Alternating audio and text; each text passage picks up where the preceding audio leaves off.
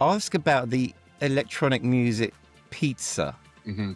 I'm like, what the is he on about? And then COVID hit, and then all the music stopped, all the gigs stopped, and the only thing they were saying that was allowed to open, or one of them, was takeaways. I was like, right, plan B. If music's paused for now, then let's put all our energy into creating banging pizza. If you're joining this podcast a bit late, we are talking to a trance DJ, by the way. Yes. I ended up getting a cream tattoo on my leg, down at my right calf. But I done it because I was getting into the law of attraction at the time. If I say to myself, I'm going to play here one day, and then it happened, mate, and I played Amnesia for Cream like 5 times, playing after Paul van Dyk, you know. And then I've got Paul van Dyk and all the DJs all hanging over the railing watching the set as well. You're on cloud 9, mate. There's not a feeling I've ever had like it. Like just after nailing something like that, and you've got your actors there and they're shaking your hand. You're like, wow, this is what I've dedicated my life to this for, you know.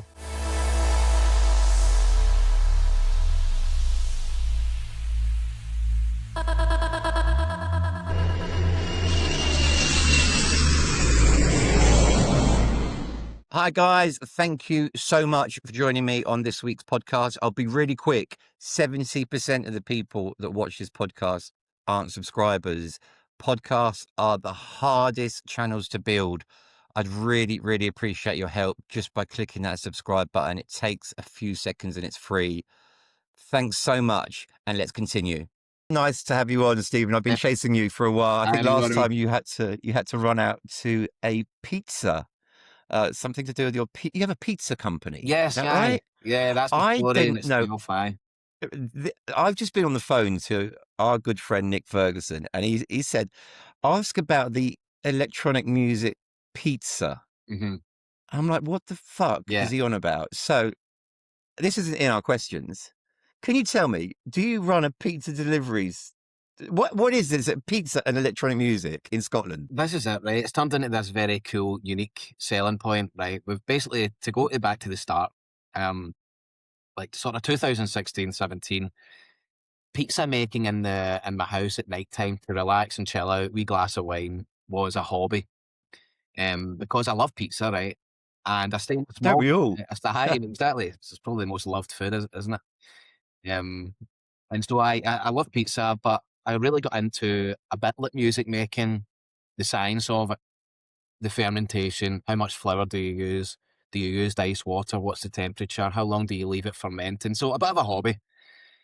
So that was like something I was just working on as a hobby. And then kind of had it in the back of my mind that I would like to have a local pizza shop in my hometown, because I was sick of going to Glasgow for a pizza.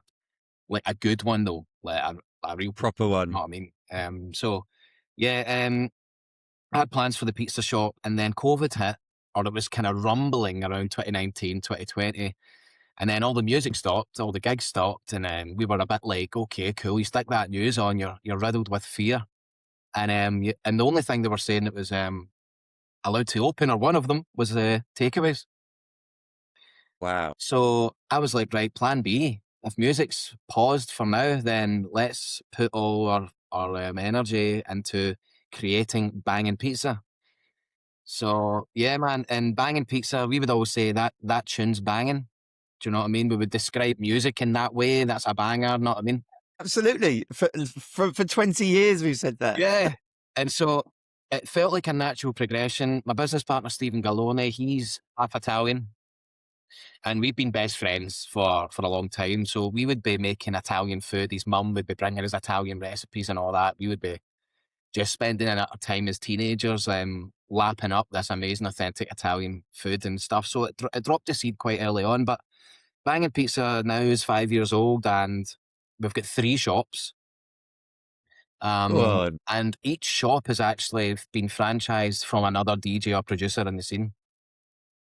If you're joining this podcast a bit late, we are talking to a trance DJ, by the way.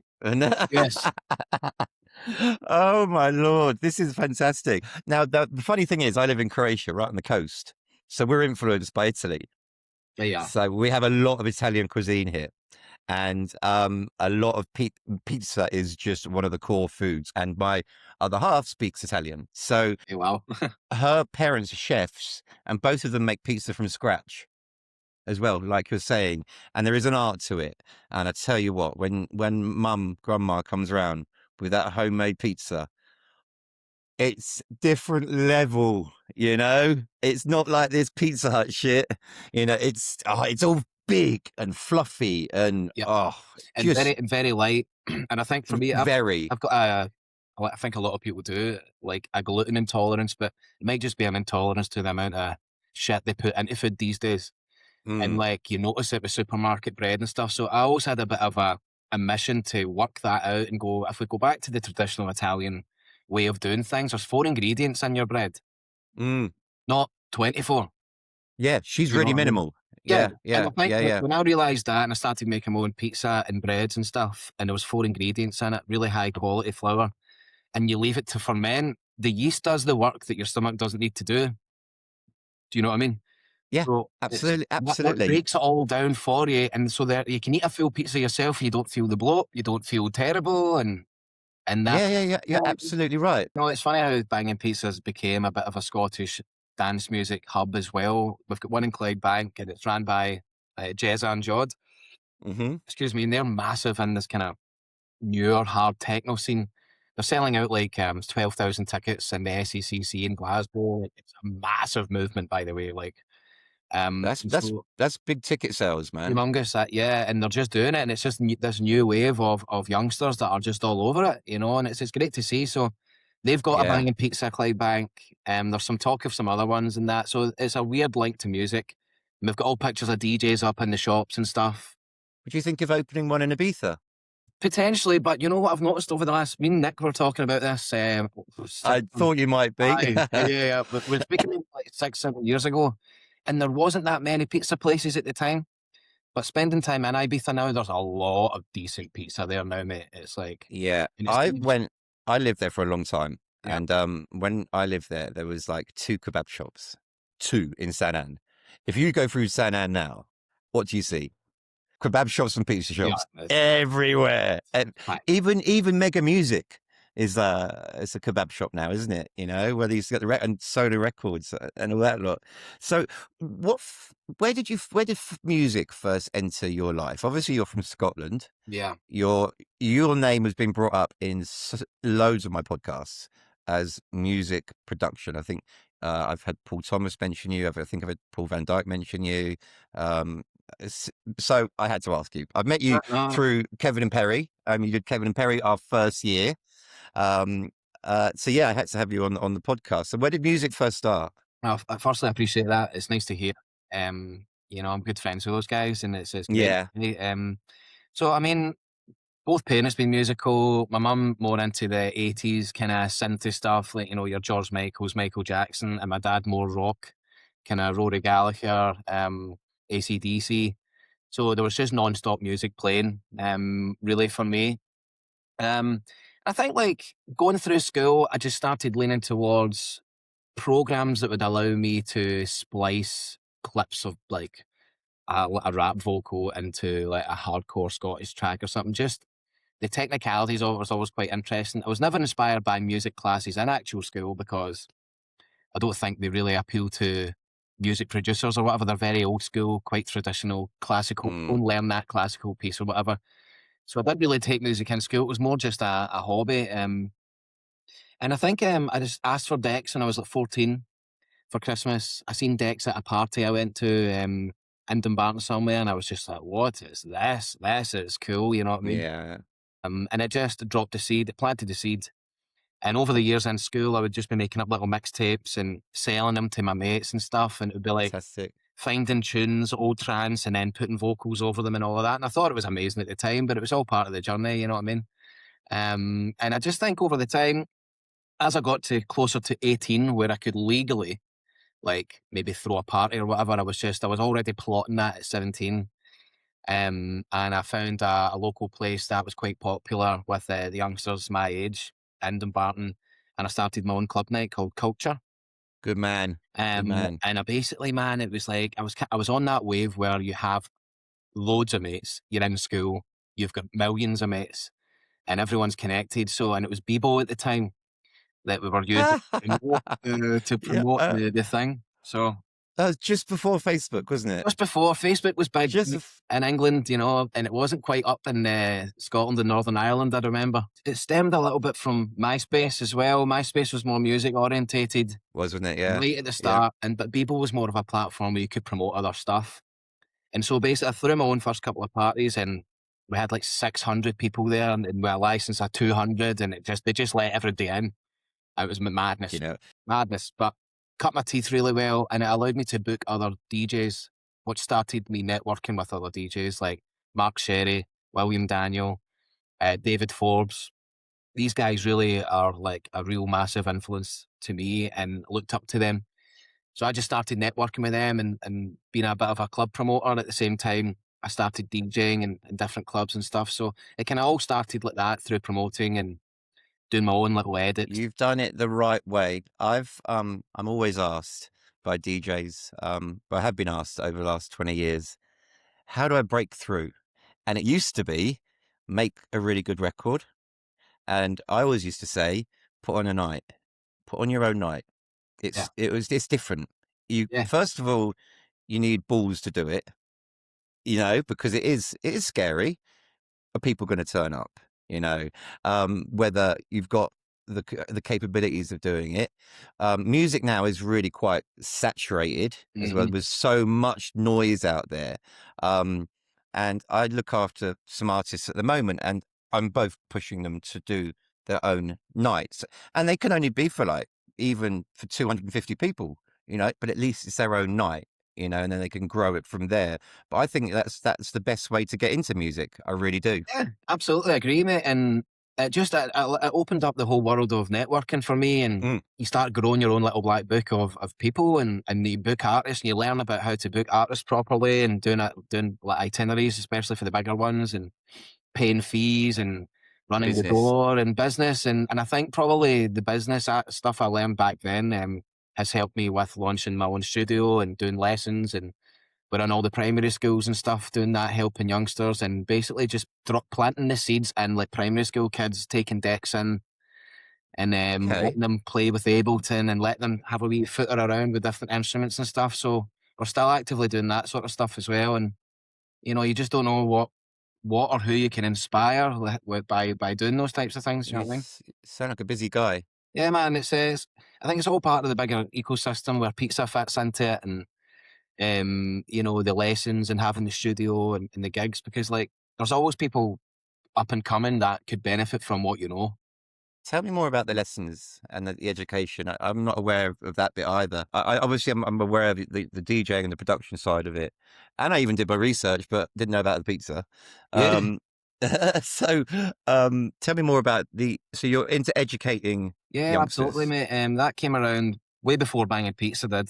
We were running that for about 7-8 years. So that was basically, I'm a joiner to trades, right? Worked on the building sites, but as much as I thought the craft was decent, but I didn't quite like the job. I was like, I would like to get out of this. I would love to do music. I really would love to do music in some way, shape, or form. And at the same time, I was turning up to the building sites at 7 a.m, cold, dark, freezing cold, winter Scottish building sites, right? You can imagine, right? Grim. Oh man, numb fingers all day, you know, but you know, I'm glad it happened, because it's like you have to have that anchor. Like I've hit that bottom feeling, so anything above that's a bonus. Yeah, do you know what I mean? Absolutely, So absolutely. yeah, it was. I was basically I was already releasing some music. I had a couple of good tunes on Spinning Records, which was great. I was working with Mark Sherry on Outburst. So naturally, I was getting asked for help. Can you help me produce this? Could you help me just get this track over the line? Could you help me with this? So I had a bit of a side business building that I thought, man, if I could get enough clients, I could chuck the building site and just do music full time and all of that. So that kind of grew into the brand Escapade Studios, which we're still active in it. But that's basically, we've created a bit of a hub there for music producers. We've had a lot of big names now that have came through lessons with us as a studio that are now massive. Like, you know, Hannah Lane, for one, she used to come to us and she used to do live streams and stuff, and she was dead young. You know, and lots of other artists that have came through, techno, house, trance that we've managed to help in some way, shape, or form. You know, so that's like for us, a part of the bigger jigsaw is like being there as an educational hub that um producers, DJs can reach out and get solid advice and I'm really glad you're giving back. I mean, yeah, man. because I noticed Hannah's just opened something as well. Yeah, Last week, wasn't it, or yep, the yep, week yep. She's before? got her own Um, studio set up in Dundee now, which is cool. and Lisa Lashes has her School of Music, which is she's working on that at the moment. I speak to Lisa quite a lot, so it's good that all these things are opening up for DJs, because you can't learn this shit at school. You know, you can't learn social media at school. You can't go and get a degree in YouTube, because you know you can't go and get a degree in Facebook ads. And this is what people need to understand how to promote themselves. But the thing is, every few months, the algorithm changes, Yeah, I know. or something else will change. And so you have to be literally on top of it all the time. And that is where education fails, because the courses are static. So with fluid courses that you guys are offering, I think it's such a bonus, because I've got equipment behind me, Yeah. and I know how to use 1210s, but I haven't got a clue. I didn't have a clue how to use digital stuff at all, and I still don't know half of it. And Amber D's going to teach me the rest of it. Awesome. Bless her. Yeah, so because I don't know half of the buttons on it. So can I ask you, were you more? Do you start DJing first then? Yes. Yeah, I think I did start DJing first, but I was footering around with Acid Pro, the program, which is a very stripped Mm. back, almost version of Ableton. So I was kind of doing a few things at once. My brain tends to do that. I tend to spin a few plates at the same time, and Tell somehow me about it. try and make them all work in tandem. Um, Oh, yeah. so yeah, mate, I started off DJing. I would say somebody who I was working with at a club locally, he kind of stood in as a manager for me dead early on, and he was able to get me gigs with like Eddie Halliwell, Jordan Suckley. I think Paul van Dyk was one of them, and like clubs called City. So there was City Edinburgh, City Falkirk. So I was like 18, 19 getting these gigs, and I felt, man, this could go somewhere. So yeah, it was all started with DJing, and I think for me the craft of actually music production is something that's taken way longer. It's a real art form. It's like you have to knock those 10,000 hours in if you really want to Yeah. follow through with it. It's not a shortcut type endeavor as music production, that's for sure. You need to put the time in. So yeah, That's the rise of ghost production. yeah, Unfortunately, yeah, this is that's the cause of absolutely it. so. Yeah. Because you're the 1 second person who's brought up that 10,000 hours, putting in the hours in the studio. I mean, it's complicated stuff. You know, I've tried it and it just ain't for me.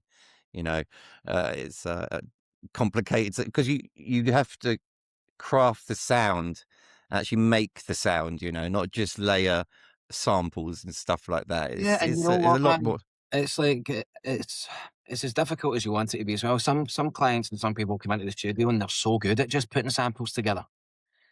And I think everyone's journey is totally different. You know, I'm quite detail orientated, so I do go quite into the details with things, maybe a little bit overkill, but everyone's different. Some people come in and they're amazing, and within a year they've spliced samples together and they've got a big tune out. So I wouldn't say you have to do it the way I have done it, but it certainly helps, especially if you want an in-depth knowledge of what you're doing. Um, Yeah. but again, it's each to their own. It's different for every single person. Every journey is different. Exactly, especially with music. So, who are the artists that originally were shaping your journey when you were coming through? The Um, ones that you just mentioned? yeah, David Forbes for sure. Yep, Call him Doctor Forbes. He's like the Dr. Dre of Glasgow, man. yep. So he is somebody that's so talented, so consistent. His work ethic is absolutely inspiring to me. Um, Mark Sherry, of course, was another one. Let me see who else. William Daniel, yep, Inside Out resident. Michael Hutchison. And then the bigger DJs as well. Obviously, Tiesto back in the day was a mammoth force of nature that you just couldn't not be into growing up and his shows like Elements of Life album and shows, things like that, like going to them, they were absolutely mind blowing for somebody so young, so into the scene.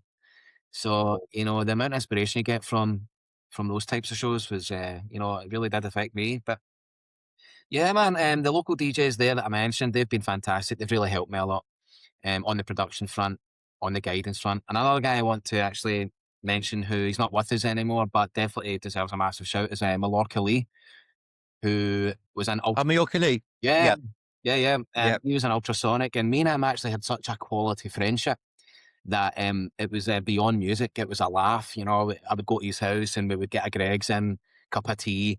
He would get a cappuccino, and we would sit. We would just jam in all his hardware, and I would ask him questions about the rave scene, what that was like, what being on stage with ultrasonic headlining above Prodigy was like, and stuff like that.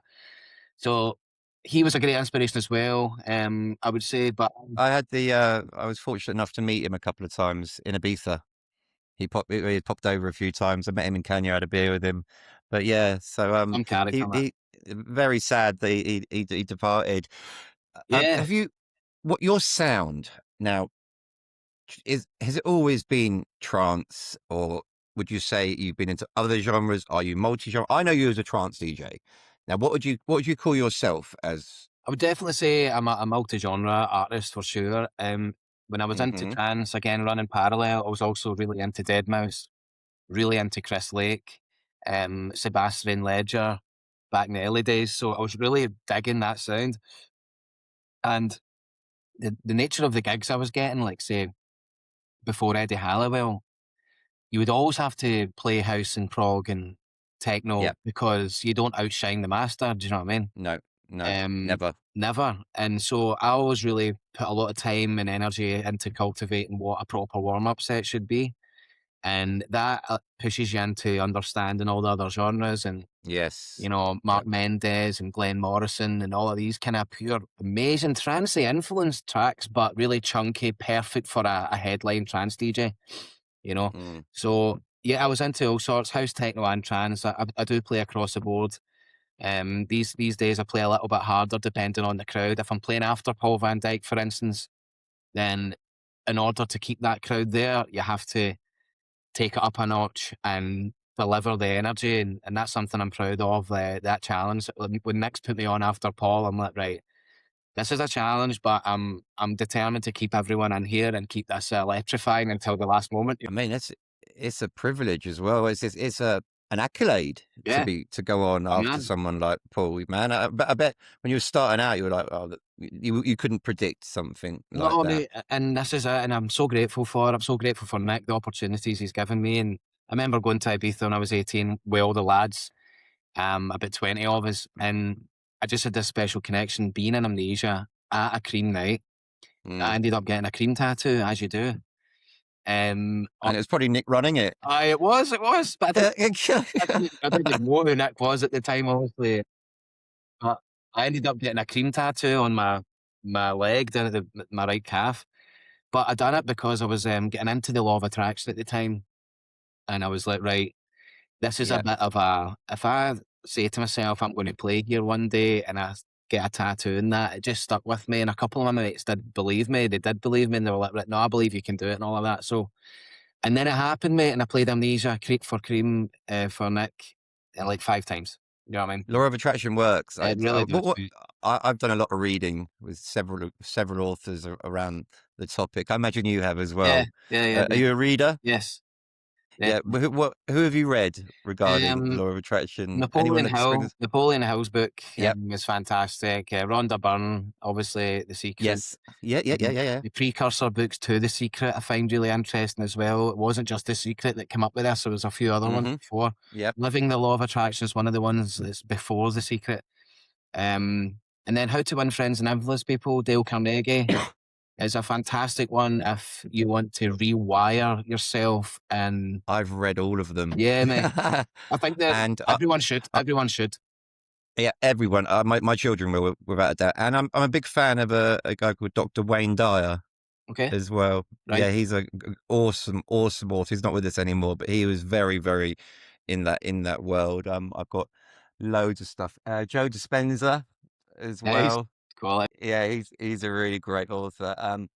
Yeah, and most of my other books are back at home in the other office. So, was there any particular time that you realised that you'd actually like you this was for you? I mean, you were going to go full head into music, and you just dropped everything. Was there a particular moment where it just like a bulb went I think off in your head? the excitement where you can't stop thinking about it morning, noon, and night, um, is a good sort of indicator that that's something you should do. Do you know what I mean?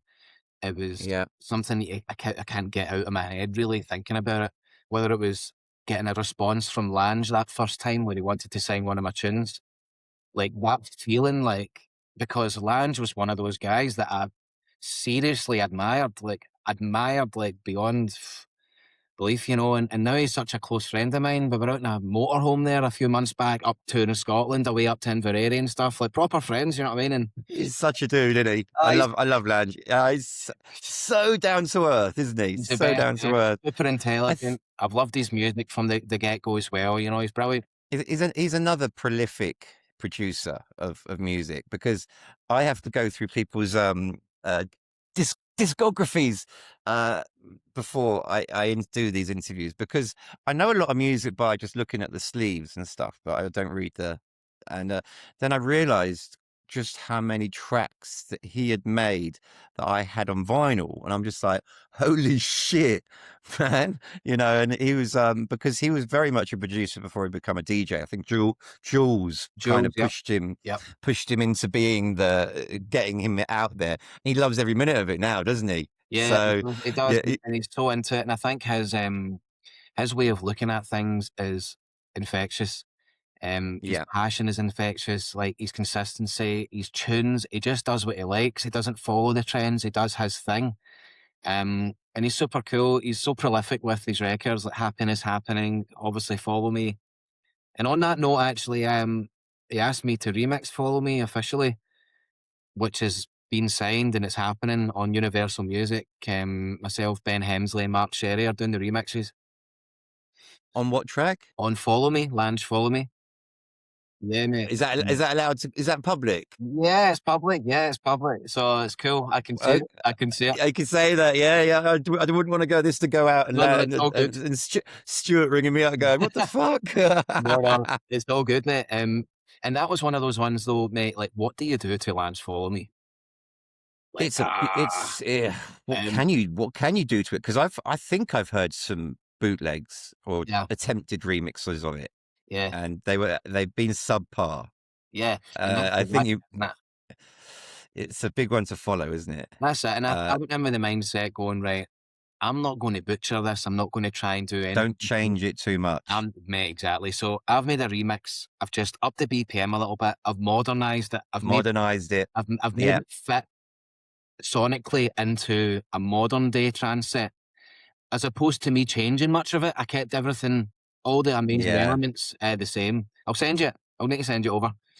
Please do. I had Jason Hurd on. Jason. Yeah. I just can't get enough. And Hannah once redid his track, and he's never really wanted it to be redone, and that's exactly what she did. Modernized it. Yeah. Just brought it up to today's spec. And it was a hit. So yeah, but that was another big track to follow, wasn't it? Absolutely, mate. And it's like you do get a little bit nervous with it, and I spent so many hours on it, tweaking it, and then realizing the version I need to go back to the first version here. I've ruined this. That type of tweaking. But again, you sleep on it and you can back in with fresh ears. Fresh ears, yeah. You could get so a big one. If your ears are fatigued, you don't even realize that they're fatigued, and you can make mistakes and stuff. So I'm happy with it. I've played it out a few times. It really does hit the mark. Stuart's played it out himself. So happy days. I'm just waiting on some news on when it's coming out. Now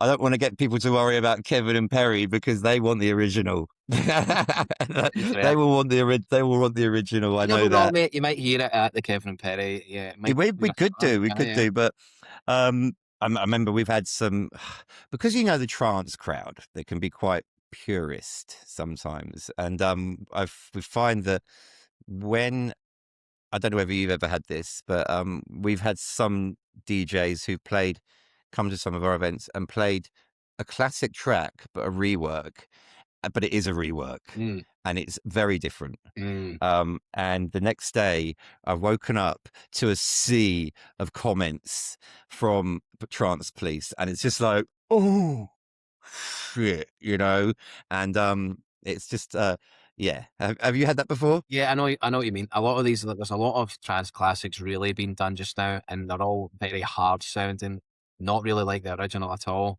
Mm, They're almost for a different genre, actually. They're yeah, in trance, but they're the for techno. techno or Yeah, whatever. Without saying names, you know what I'm talking about. But yeah.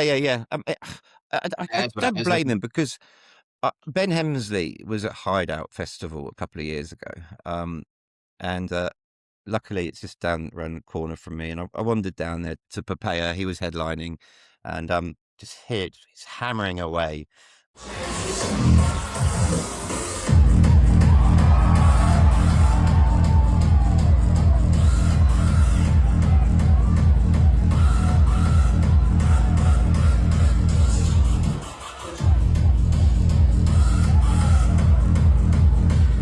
He plays all sorts. I love Ben. I love Ben's the way he thinks and the way he plays. But the biggest reaction of the night, and don't ask me what track it was because I'm useless for names, was a classic trance track. He dropped a classic track, and all of a sudden, the audience just went, and the roar, because Popeya's open air, you see.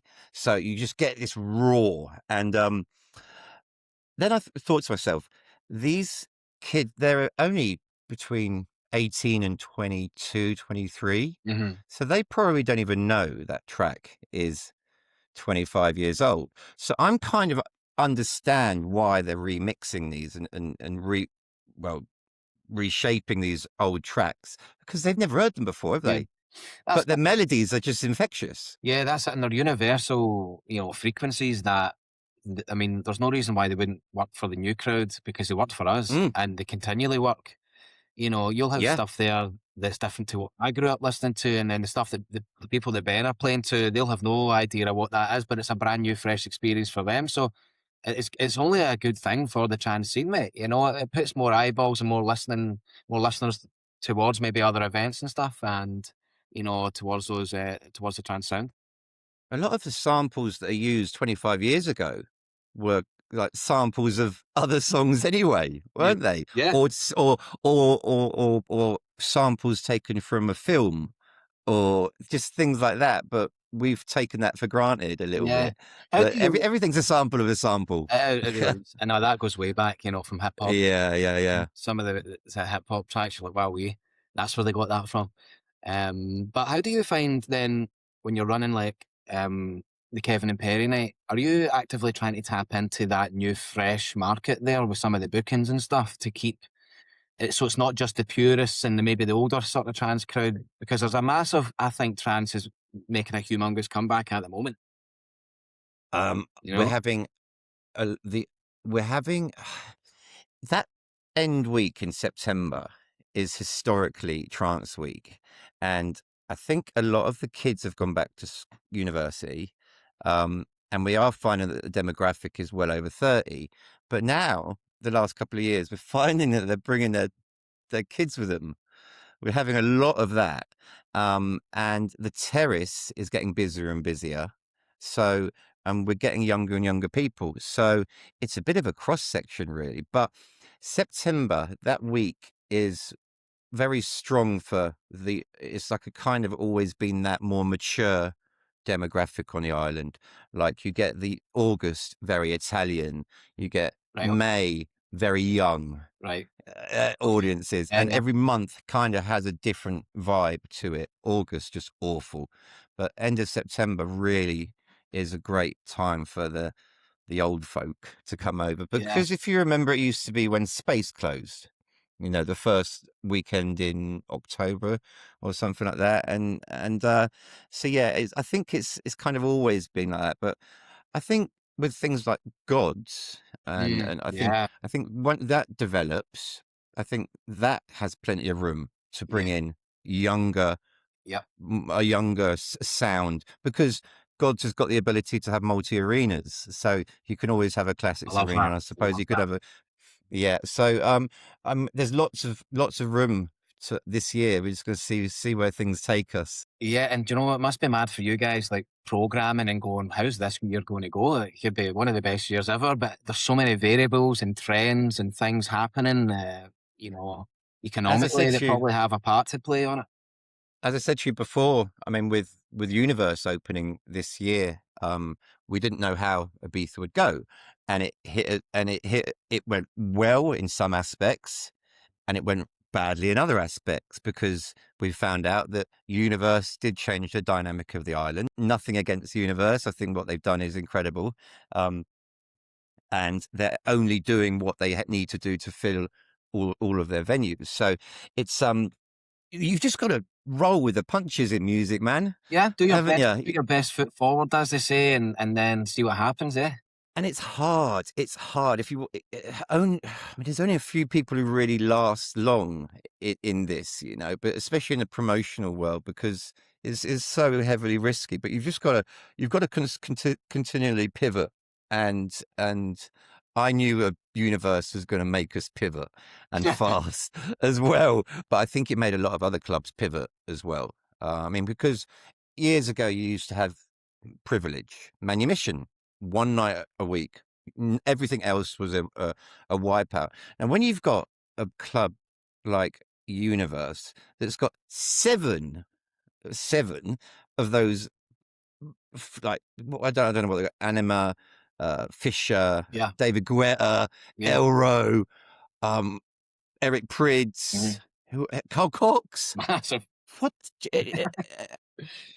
How could you compete? You know, it's so difficult. So obviously we knew it was going to be hard work, but now we're going into this year and we've got different goals and a different approach, and yeah, so it should be a good year. We're doing more with Gods this Yeah, year. yeah. So yeah, I'm really looking forward to this year. But every year I say it's going to be my last year of music.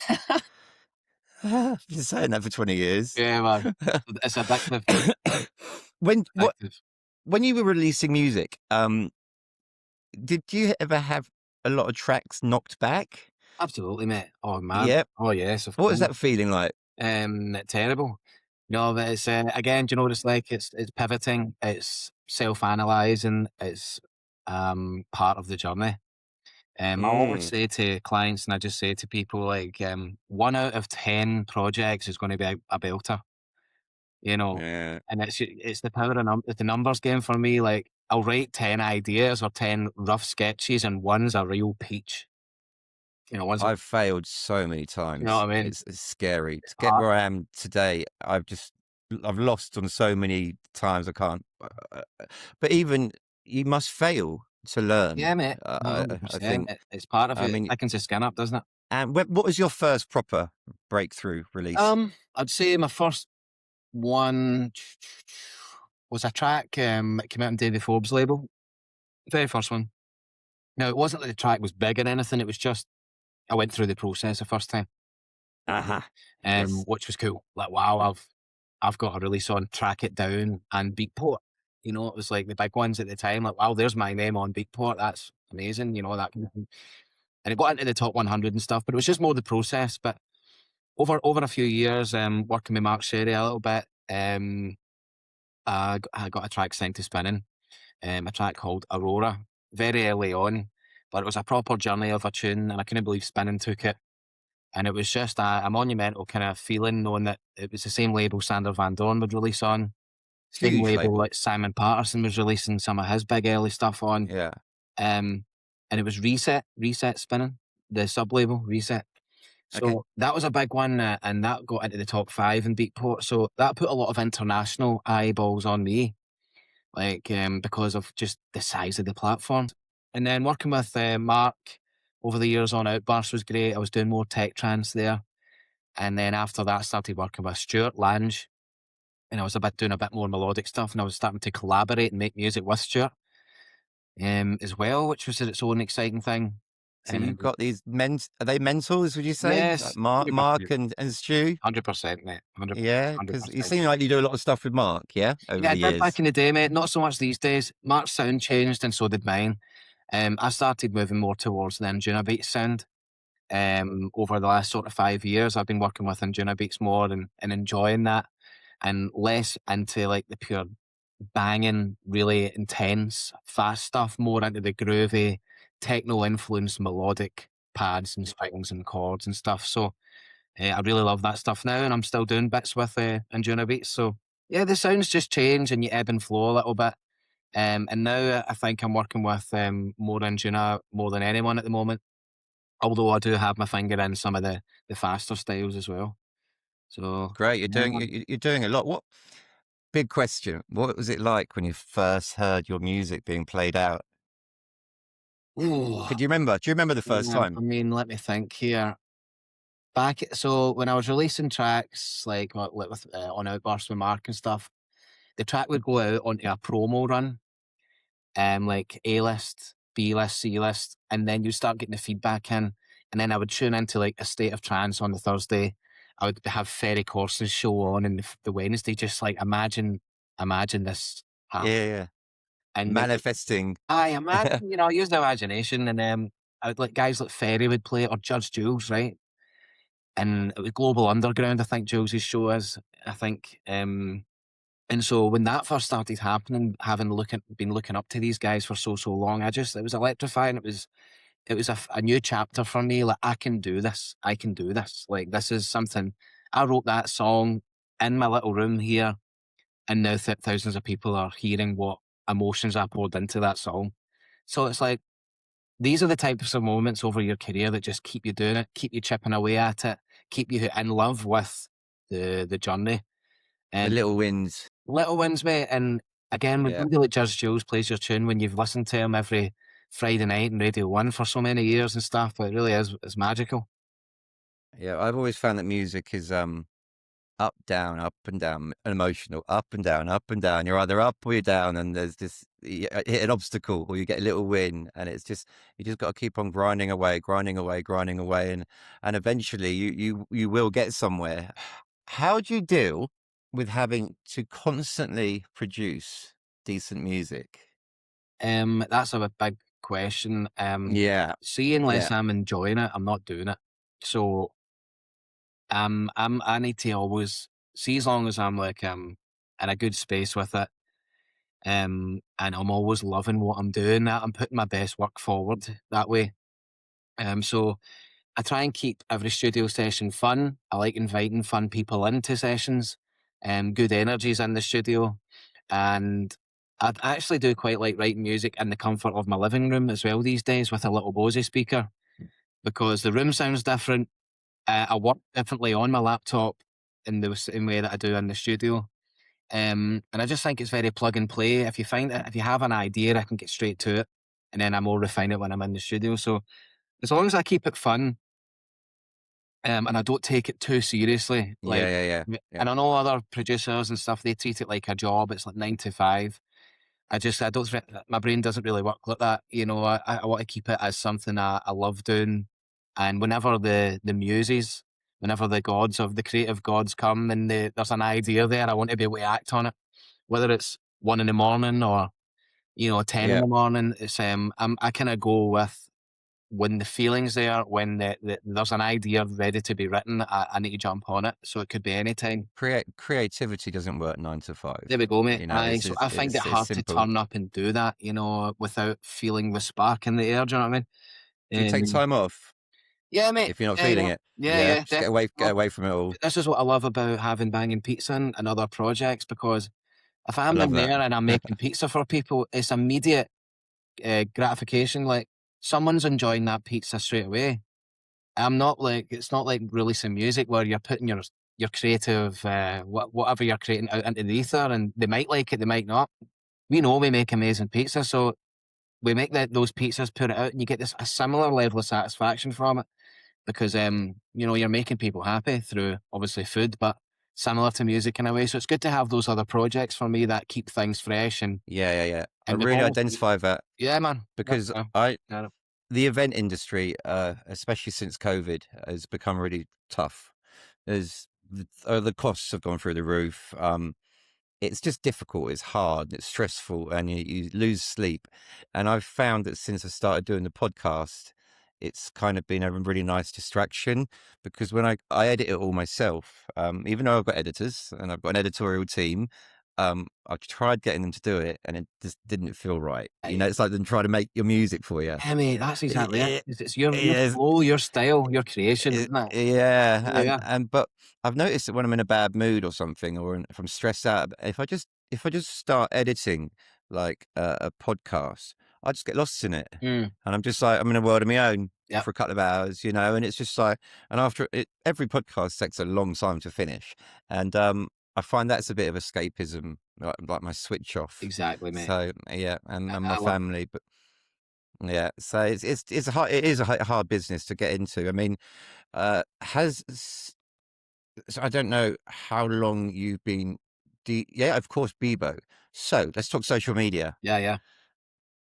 What influence do you think social media has on the success of an artist these days? Well, from my own perspective, it's how it's how you get exposure. It's how you get, access to other people that think similarly, that have the Mm, same tastes, that might go to one of your shows. So it's a necessary thing. It's a necessary tool.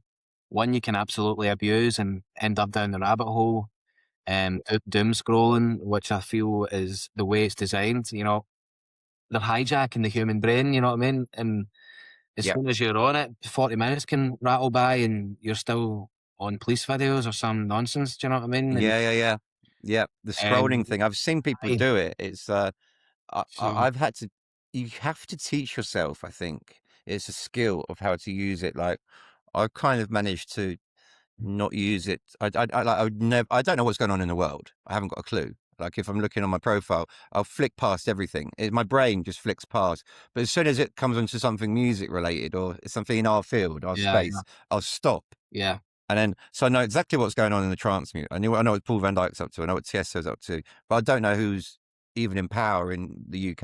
I don't even know what That's a good government thing. is, you know. And I've had to be able to do that because I've got about 30 pages that I'm involved with. So am I going from one to another, you know? And it's just like, what the hell am I, you know? And if you've got too involved with them, it's something I think you've got to train yourself at. But do you think that media skills as an artist is a necessity? You have to be, But yeah, mate, you definitely do. yeah, Documenting your journey. And a lot of the time these days, it's more social media skills over quality of productions as well. absolutely. And for You can anybody out there, you Apple, just hit you just hit it right on the head, Stephen. Document, yeah, not create. yeah.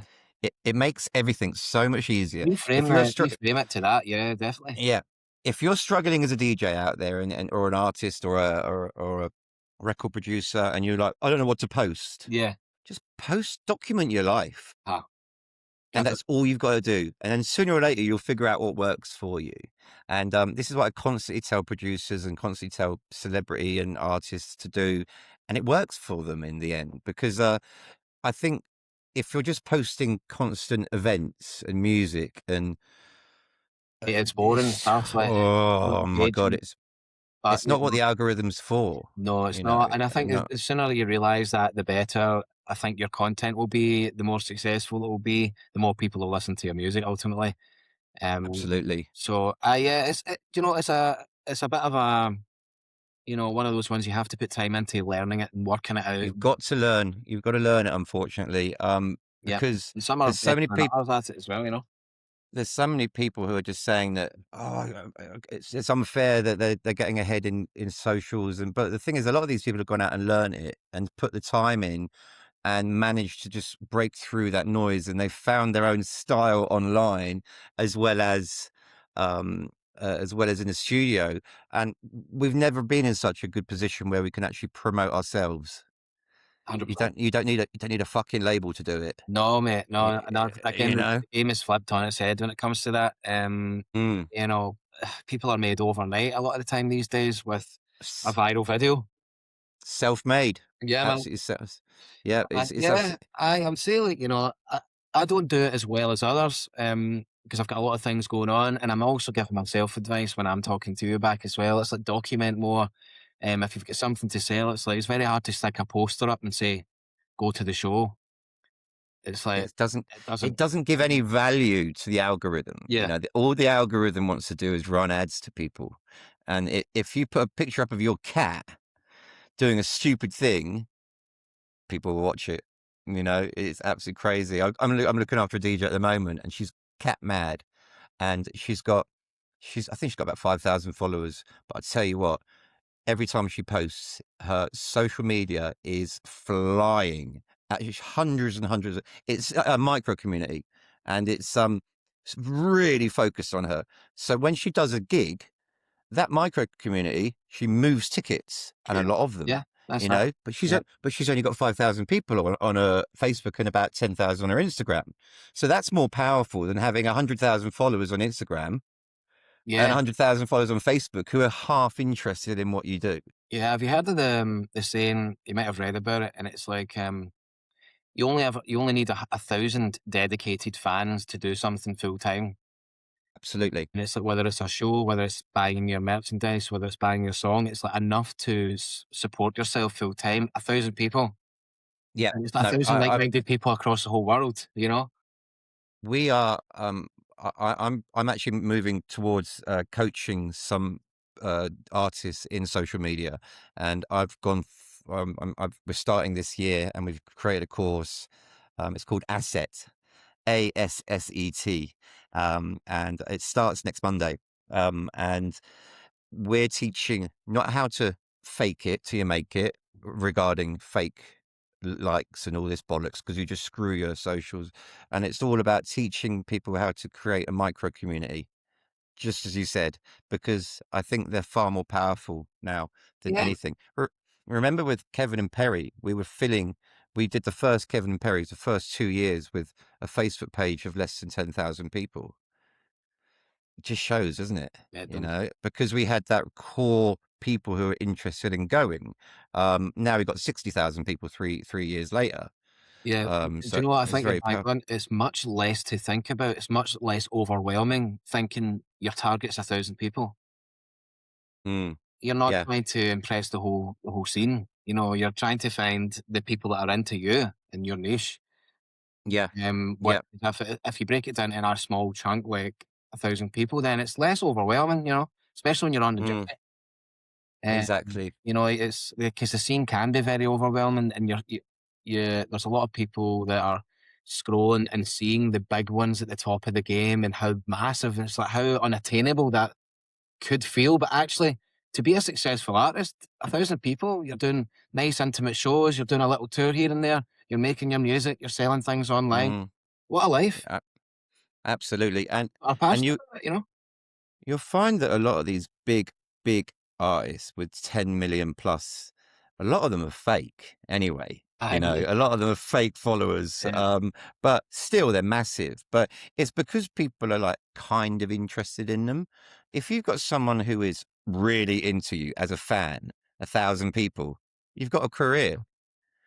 Absolutely. I mean, we've just booked a venue today for an artist, and I know she'll sell it out straight away, you know, just through her email list. Because there's another thing we're doing is getting people, because social media is so flaky and you could lose your Instagram page one day or your Facebook page. So we're heavily involved in creating email lists for our artists so they can directly converse with them.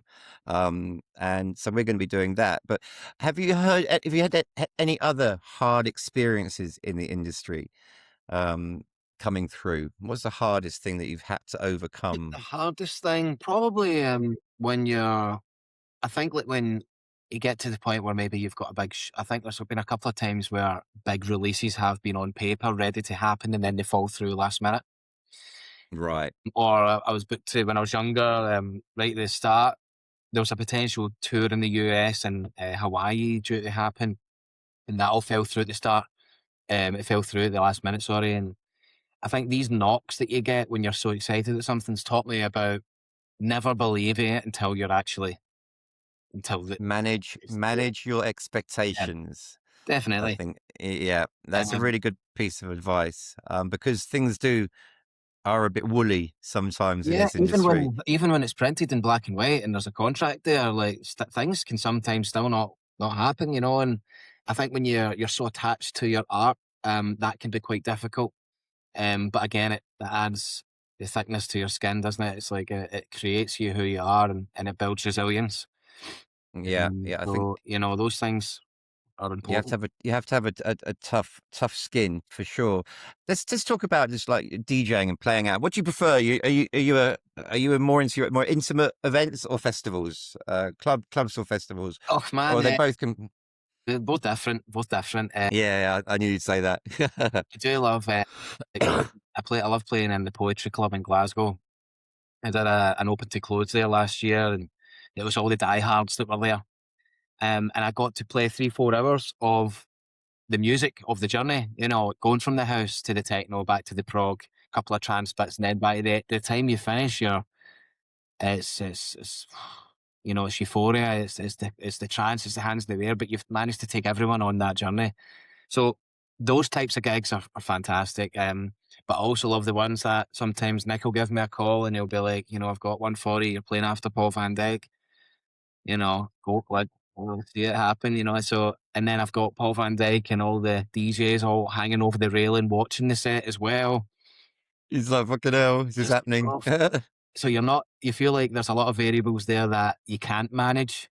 Mm. And a lot of your influences and people there watching, but it also adds to the event and just how special playing those shows are, you know. And it's all the work that you've put in coming to fruition in that hour or two, where your execution's got to be spot on, your timing's got to be spot on, your track selection's got to be spot on, and your crowd control, um, and how you manage the energy in the club, because you're in control of it, you know, you really are, and So no pressure then. no pressure, but you know, the feeling after that, like, see when you've nailed a gig like that, and when you walk off, especially in Ibiza, when you're going back to a villa with your team, you're like, Yeah, you're on cloud nine, mate. There's not a yeah, feeling I've ever had like it. Like just yeah. after nailing something, something like that, and you've got your idols there, and they're shaking your hand. You're like, wow, this is what I've dedicated my life to this for, you know. So yeah, so both types of gigs are different, equally as enjoyable, but in different ways.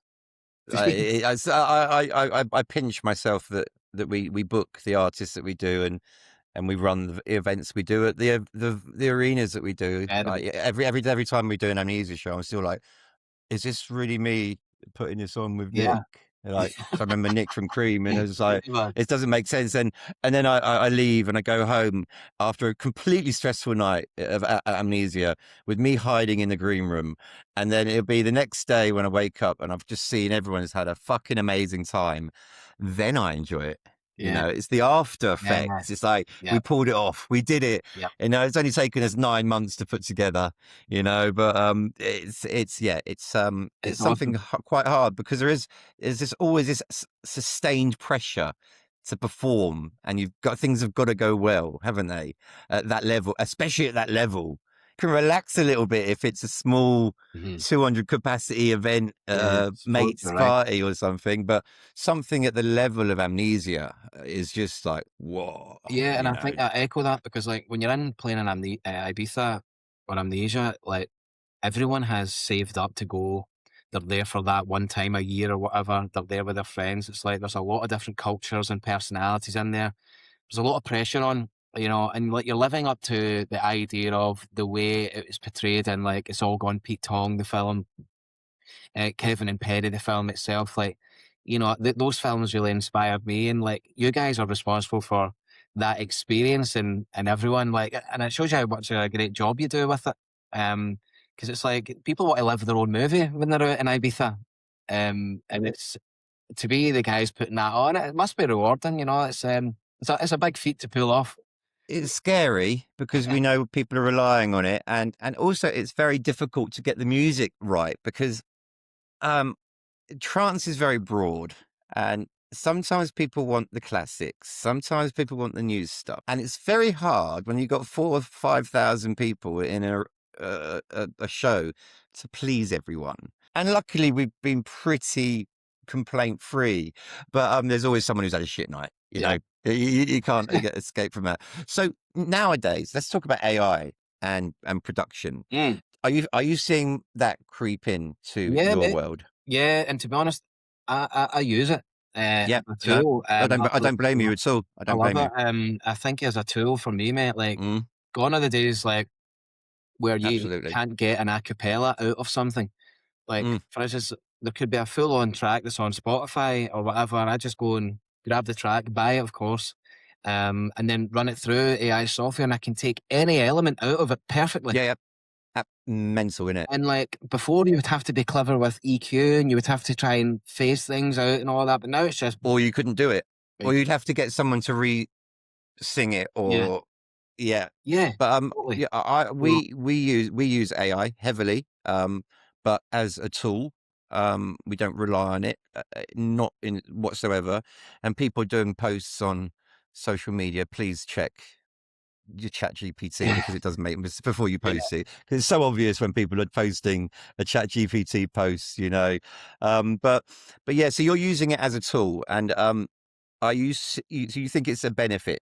It has probably a double-edged sword here, isn't yeah, it? it's like, I think it depends on the person using it, if you're being creative with it, fantastic.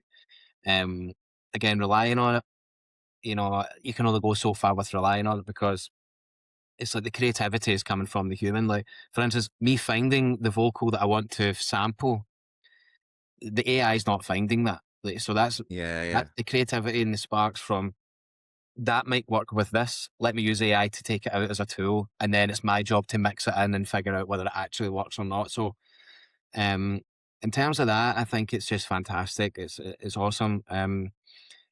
And I just think, like, the way you're able to take stuff out of any sort of song now, it's just it's changed the game in the studio for me, for sure.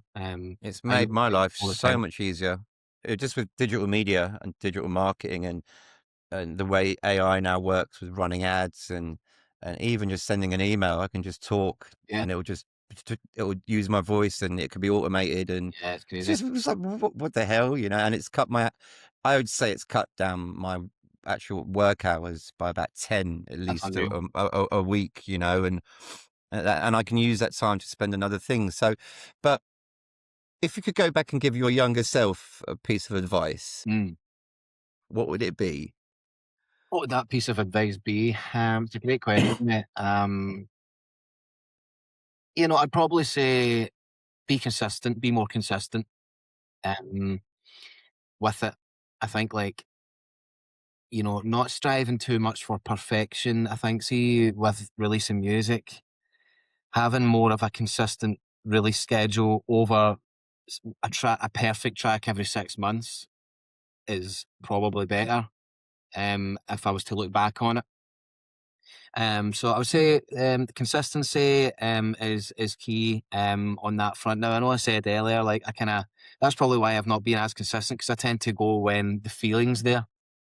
Like, when the feeling of a certain idea or a certain track's in the ether, that's when I'll jump on it. But I think if I was to tweak something, I'd probably work on getting things a little bit more consistent on that front. I would say. But other than that, mate, I think enjoy the journey, man. Yeah, try and enjoy it. Enjoy the journey. You're writing your own book with it. You learn something every day. And don't put too much pressure on. I would say don't put too much pressure on yourself to be at a certain point at a I certain think time. There's always plenty of time. what you said there with the consistency is spot on. Everything, I think, now, if you're consistent, if you turn up and you just do the same thing over and over with your ladder up against the right wall, Mhm. not the wrong wall, make sure that you're going in the right direction, you'll eventually get there. You know, you're chipping away at it, you're chipping away. I forgot to ask this at first, and you've got a guitar in the background. Are you musical? Do you Yes, play, I you play play all. any, you play the guitar? Yeah, I play the guitar. A lot of my friends as well that come in, session guys, they like the guitar there. It's a nice release. I've also got, let's see, a wee hand pan up there. Looks like a bit of a UFO. My friend makes those. Oh, really, man? I'm loving that. Yeah. I'm loving Yeah, that. yeah, yeah. My friend Dingo, Ah, over right, in cool. he was our fire breather in Ibiza. He was and he now makes those pans. He travels the world. He's crazy, a crazy Aussie, and he makes them. Yeah, so I mean, I love instruments. I've got my big piano here, which a lot of melodies and ideas sometimes start on that piano. See if I can shift it. You'll see it there. Yeah, yeah, Yeah. yeah. And this is So your home studio, yeah? no, this is an actual studio kind of complex I've had for about 10 years. Wow. So So yeah, you taught yourself music? yeah, Fair play, yeah, man. fair play. But So again, you didn't you? working with David Forbes and Mark Sherry and going to Dave Parkinson. I don't know if you know Dave, but he's a brilliant guy as well, engineer. He taught me a lot in the early days, good friend of mine. So I think that just sort of having specific mentors, I think is really key for me. I didn't do anything formally music wise, no courses or anything. It was a mixture of YouTube and it was a mixture of going into the studio with different people and then applying what I'd learned to my own sound and my own music and Over and over again, it's over and over and consistency. over and over Yeah. again. And And you done your learn. 10,000 hours. Nowadays, mate, I'm trying to keep my tracks as simple as possible, like 20, 25 channels. If you can't get a track done and a story told in 25 channels, then like, Mm. like really, how many others would you need? So I try and get everything done in such a simpler way that whereas before I would like have 90, 100 channels and layers Bloody for the hell. sake of layers. Like, but again, you have to learn all of that, 3 hi-hats instead of just one really good one. Yeah, yeah. So yeah, it's all part of the journey. It's all part of So you learned, you had an engineer in the room when you were learning, obviously. So yeah, I mean, I would not on my Do own. you have one now? You don't now, No, do no, you? not at all. No, no. No? I help others Okay. now, so it's kind of went full circle. So Wow. yeah, Okay. Because there is a bit of a stigma about engineers, yeah, but sure, there is. I don't think there's any problem at all with I an knew that. artist having an engineer. Yeah, If the musical idea and the concept is from both of you, and someone happens to be technically more skilled yeah, and putting that track together, you're still making the tune. absolutely, mate. Because I think people mix that up with ghost Yeah, they producing. do. They do indeed. The new generation do, Yeah, and it's a and really I good. don't think the older do. Yeah, it's a good But subject to chat about because there is a distinction between post mm, production is quite lazy. It's just they're probably not even in the studio. They're probably just yes, sending money over, and then that's that. yes, So there's no yep. real creative input there. But when you look at somebody like Paul Maddox or Tom Starr, who's based in Ibiza, these guys are amazing to have in the studio room if you're trying to develop an idea. Mm. If you're an artist and you're doing things the right way and you've got Ableton and you're taking tracks up to a point where there's something in them, but you just need that little ear, that extra little bit of 20%, that yeah, last yeah, 20%. Yeah, yeah, 100%, yeah. mate. And do you know what? Some of the best tunes we know today, if it wasn't for that team, that mixing guy, that mastering guy, that engineer, Mm. we wouldn't have that music. And I would much rather have the music. Yeah, yeah, yeah. I mean, Exactly. for the sake of So splitting hairs, if you're watching this, if you use an engineer, you're not being a ghost producer. If Yeah, you've got that creative input, 100%. you've definitely you're creating that music. And I'm hearing that. I've been hearing it a lot that I don't want an engineer in, but it's hard work to do 10,000 hours, and Ableton isn't easy, No, it's and not at all. And plus you learn different ways, different flow states and different processes that other people use that if they work for you, then they become your processes as well. Um, yeah. and, and that's just a great thing about collaboration. I mean, I've had many people throughout this podcast who are well-known record producers now, but when they first started out, they didn't know anything about studio, and they just took their records with them to the studio, and they went to the engineer, put it on, and they went, "I want it to sound a bit like this," yeah, and then they would learn yeah, how they do it, and yeah. then "I want it to sound a bit like this," and through that process, they've gone, "How do I do that?" And now they are now record producers within their own right. And that's that. Some of them are teaching people. Yeah, mate. Well, that's that. I mean, I'm teaching people. I'm teaching the next generation of guys Yeah, coming up, and they might put the tracks out under their name, but I'll be in the writer's credits somewhere. yeah. And at the end of the day, I've added value to what they're doing, and they'll come back to us, and And I think it's like a bit of a boomerang. You get out what you put in. So if you're nice to people and you help people out and you're genuine about it, then it's only a good scene. It's only a good vibe going out into the scene. Do you know what I mean? Uh, Absolutely. you can be a guy that people can come to and have good fun with in the studio. Like, I feel my job is really extracting what's going on in the head of a client Yeah. and getting it onto the page for them and show them how that all works. And I think it goes down well, and it's rewarding for me as well. That So type you of work. like being in the background as well. I had Ian Van Dow on here, All right, Christoph, wow, a few weeks, legend, 2 weeks ago, and he was telling me about his background. He's like got 4,000 bits of music out there that are in games, that are in TV, that are in under other aliases. DJ Yan, right, reaching right, into my brain. right, wow. I never knew that was his. It's one of my favorite tunes. And then obviously the Ian Van Dale project, Mm. and that's just a made up name, you know. And he was telling me all about the he likes to have his name in the credits and stuff like that, and he does a lot of work in the background, and he prefers it that way. There's a lot more to it than Yeah, people mate. think. And I think, mate, collaboration is fun. Like, I prefer being in the studio with someone and you're vibing. Like, I can get distracted if I'm on my own sometimes and well, that thing needs done, or I better take that call or whatever. But see if Yeah, I'm in there locked in and someone's paying for their time and I've got something to work on and I better get it. I better put my best into this. So I feel there's a fun aspect of collaborating as well that keeps you really, really zoned in and focused. So I do enjoy it. I like working with different people in the studio. They bring different ideas, you know. do you think you can overthink a tune by itself as well? 100%. Yeah, only one set of ears as Yes, well. 100%. And by the time you come back to it in the morning, it's like, oh God. Yeah, yeah, yeah. Or does it sometimes you come in and go, oh, that actually sounds wicked, and last night it sounded awful. I've actually been let off the hook with this one. Like, normally when I come in and listen, I'm actually like, no, that's all right. That sounds cool because I'm aware of what I'm doing. Unless I've ear fatigued it and I come in and I'm like, I've over processed that or whatever. But no, I often come in and I'll go, right, I can see where I was going with that idea. Um, there's one thing I always do is like I write at night time and I edit during the day. So, like the nighttime Right. thing when my phone's not blinking and there's less distractions, I feel is when the creative juices come out. And Yes. then during the day with a coffee and not a red wine, I'm able to edit and be more clinical. Gotcha. So yeah, man. So I find like nighttime's relaxing. I feel more creative. I feel more in flow state at nighttime, and then during the day with a coffee, more sharp. I'm good at the editing side. So it just works for everyone different. Fair play. Fair play. Okay. One last question. Yeah, man. If the night is ending and you had to play one more tune, what tune are you dropping and why? Big. Aye, that's a good question. Now. It really is. And I think so. I'll give you an example. Well, open to close there, right? And I knew I always leave it 5 minutes before the end. Make the track you play 5 minutes before the end out to be the last one. So you've still got a little bit of room to play one.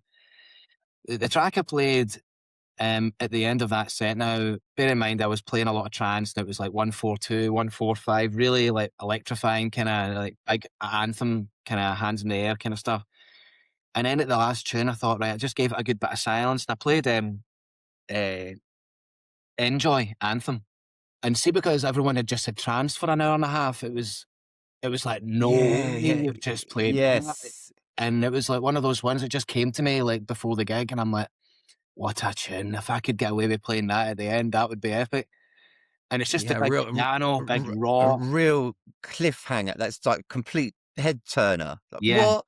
I Where did know, that come right? from? And it was that Bit awesome like one to finish the night on, you know? It was a head turner. It's a bit like Children was created to calm everyone down, you know, and yeah, I like it when people do that, who just drop something. Yeah, Sean Hughes, you yeah. know Sean, Yeah, yeah, yeah, yeah, yeah. he's one for that. Oh, He because nice. he obviously finishes the night off quite a lot, and he's always doing some Love mad that. tune at the Love end, it. I know. and it's like a real pivot. You just like, yeah, I love all that And it's shit, all man. about But taking that memory. It's the last thing people remember hearing, and it's the tune they'll have on the way home. They'll be they remember the big piano, down, down, down. I'm in yeah, yeah, love yeah. with you, and it's a We, feel good one. It's a good way that ended that night. So that one came to mind there. For sure, a great tune. I love that. I love that. I mean, we've always said, when we were doing boat parties, especially, just make sure the last half hour is fucking amazing, Yeah, man, because that's what they go home remembering. definitely. You can really make someone's night at the end of the night if they've had a bit of a shit one, and all of a sudden you make the last couple of hours just immense. Yeah. It's all they're going to remember. Yeah, it's 100%. Yeah, it's a very, very strange world we live in. But Stephen, thank you very much for everything, you. mate. I've thoroughly enjoyed this. I finally got you Yeah. away from your pizzas, Yeah, man. and no doubt I'll be seeing you in Ibiza. I'm over a few times this year. Amazing.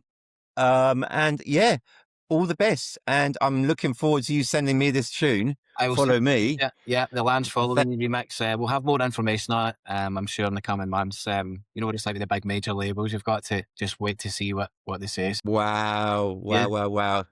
Thank you so much for everything. I really appreciate your honesty, and yeah, your name has come up several times in this podcast series, so I wanted to get you on board. So thank you very much. Thank you for having me. I appreciate it.